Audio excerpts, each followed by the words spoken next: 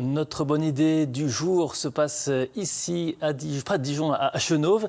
Faire du vélo, ça ne s'oublie pas, mais apprendre la bonne conduite, c'est indispensable, surtout en ville. Être prioritaire ne donne pas tous les droits. C'est Charlotte Meunier qui nous aide à trouver notre place dans le trafic.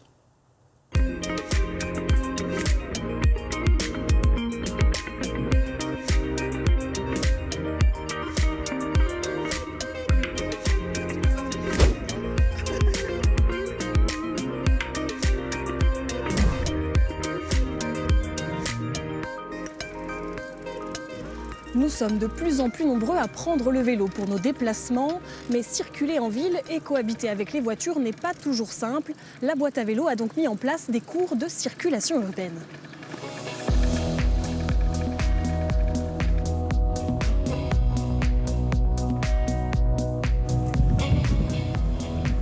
On reste bien au milieu, hein, le but, voilà, c'est ni d'être à droite ni d'être à gauche. Je suis vraiment au milieu de l'anneau, j'occupe l'espace et je prends ma place. Et là, j'indique que je vais à droite. On tourne, on indique bien et on reprend la voie à droite. Super. Voilà, tu as bien entendu.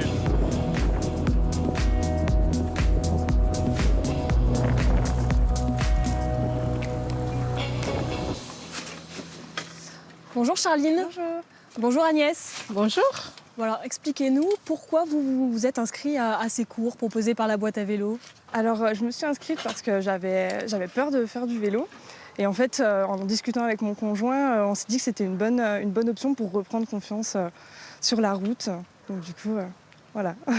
Vous, Agnès, vous ne saviez pas forcément faire du vélo il y a quelques années, c'est ça? Oui, 49 ans, je ne savais pas faire du vélo. Et, je me suis relevée de fauteuil roulant, je me suis dit, allez, c'est l'occasion, voilà. Et donc vous êtes venu frapper à la porte de la boîte à vélo et ils vous ont appris depuis le début à faire du vélo, c'est ça?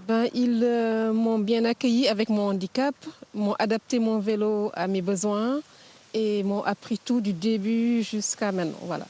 Et alors maintenant, vous êtes capable de circuler en autonomie, en ville?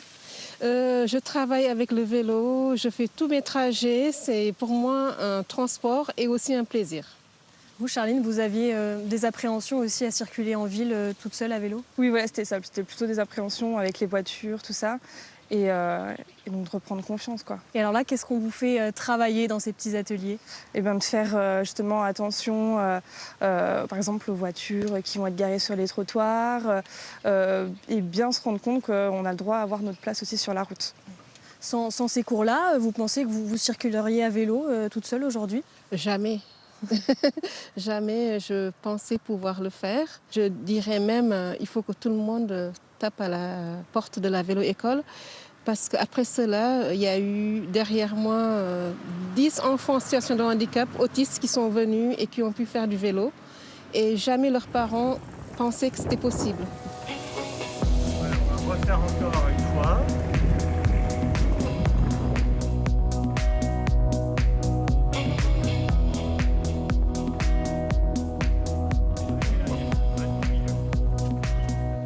Rebonjour Emmanuel Putini. Bonjour. Vous êtes donc le coordonnateur de la boîte à vélo.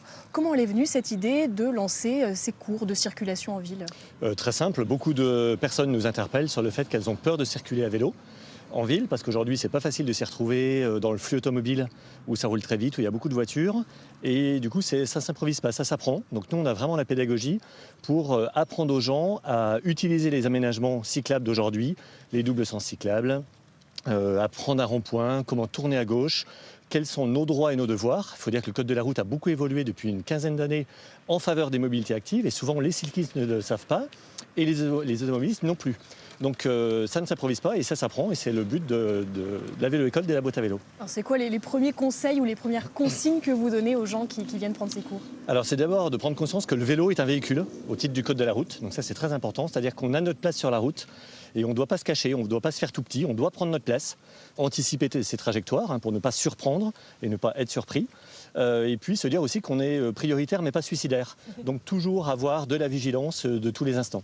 Alors, on l'a vu, le but de ces cours, c'est vraiment de pratiquer, de se mettre en ville et de faire des petits exercices. Oui, on est vraiment en ville, on emmène les gens dans des quartiers. Alors ici on est à Chenôve, mais parfois on va aussi à Dijon selon les usagers que l'on a.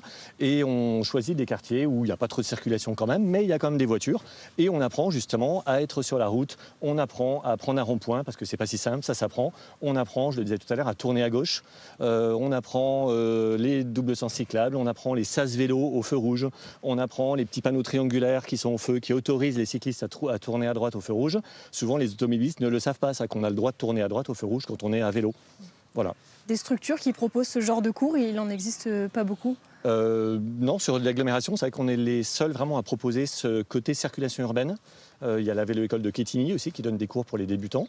Et puis après, il y a d'autres vélo-écoles par contre en France qui ont les mêmes pratiques.